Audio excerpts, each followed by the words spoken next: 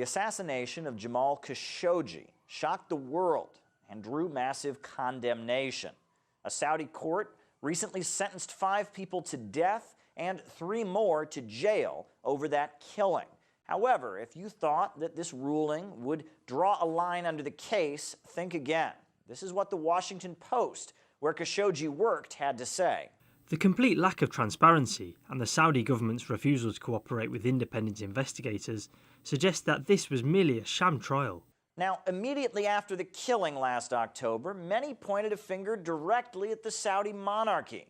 Among them were U.S. senators. Austria, the Netherlands, Denmark, and Finland immediately banned the sales of weapons to the Saudi monarchy. However, Donald Trump immediately ruled out any such ban in the United States, and he made no secret about his reasons. But as to whether or not we should stop $110 billion from being spent in this country, knowing they have 4 or 5 alternatives, 2 very good alternatives, that would not be acceptable to me. For the past 2 years, Democrats and Republicans have called for the U.S. flow of arms to Saudi Arabia to stop. Those same arms have been used to lay waste to Yemen since 2015.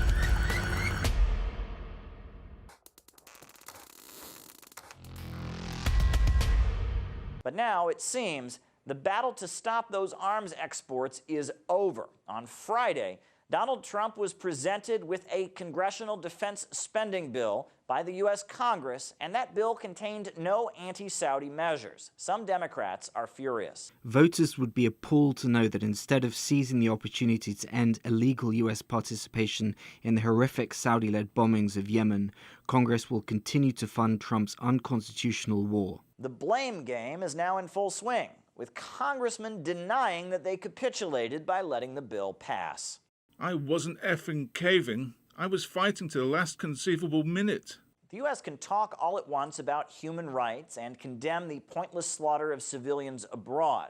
However, when it comes to the U.S. relationship with Saudi Arabia, the deep financial and military interests are just too important to sidestep.